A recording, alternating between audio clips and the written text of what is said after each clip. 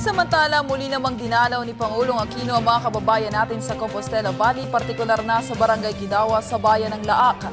Doon tiniyak ng Pangulo na hindi nakakalimutan ang pamahalaan ng mga mamamayan doon na sinalanta ng Bagyong Pablo taong 2012.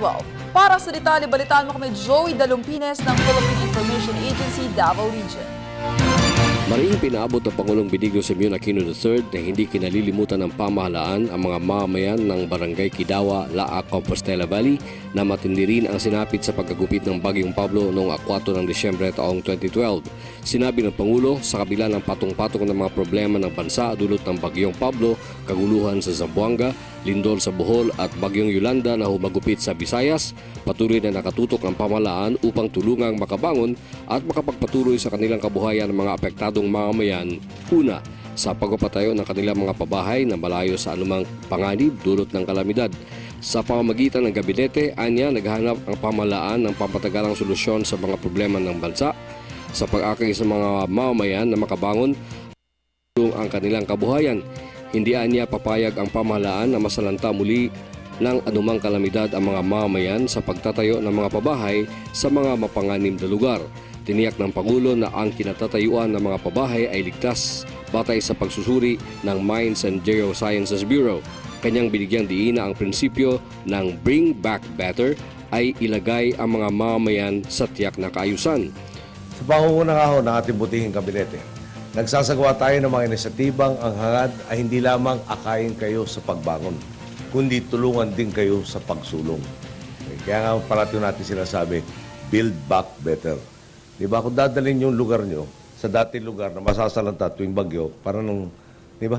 Yun yung pinahaba lang ng pinahaba yung problema. Kaya nung binanggit kanina ni Dinky, kinausap yung MGB. Hindi po yung magandang kabibayan po yun, no? MGB po yung Mines and Geosciences Bureau sa ilalim po ng DNR. Sinuri, saan ba ang pinakamatatag na lupain, saan ba dito yung mailalayo sa kapahamakan kung may bagyo. At ito nga ho ang napiling lugar kung saan mas ligtas ang sitwasyon nyo.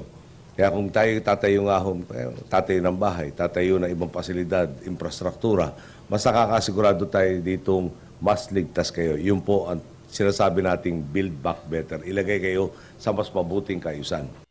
Gustuhan niyang mas mabuti ang kalagayan ng mga mamamayan kaysa noon sa pamamagitan ng pagtatayo ng mga pabahay, paglalagay ng mga kakailanganing daan at tulay, ospital, paaralan, irigasyon at ang paglilikha ng mas maraming oportunidad na makapagbigay ng pangmatagalang pagbabago sa mga pamayanan. Dito sa lungsod ng Laak ay isa sa mga lugar na tinataguriang rice granary ng buong probinsya ng Compostela Valley.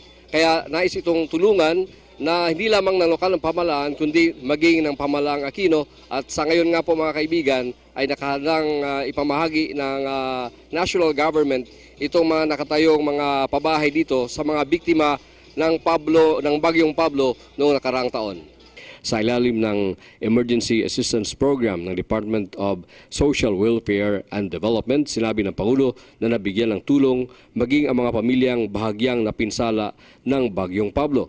Pinasalamatan din ng Pangulo si Cabinet Secretary Rene Almendras bilang Pangulo ng Task Force Pablo at iba pang mga institusyong tumulong upang matulungan ang mga biktima ng kalamidad. Pinuri rin ng Pangulo ang mga mamamayan sa pagiging buo ang loob at pagtutulungan sa kabila ng mga problemang naranasan ng bansa. Lubos po akong nagpapasalamat sa Task Force Pablo, sa pangunguna po ni Secretary Almendras at sa bawat individual o institusyong nakipagkapit-bisig natin ang mga layuning ito.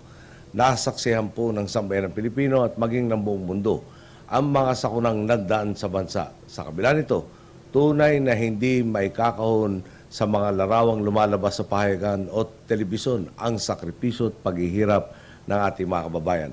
Sa likod ng mga imahen ng hinagpis at pagkalugmok ay ang hindi matitinag na tibay na loob ng Pilipino. Unang pinangunahan ng Pangulo ang pamamahagi ng mahigit 115 pabahay sa ilalim ng Modified Core Shelter Program ng DSWD para sa mga lumad na tigbabawon at mga mamamayan ng Barangay Kidawa, Laak, ang rice granary ng probinsya ng Compostela Valley bago siya tumulak sa lungsod ng Zamboanga.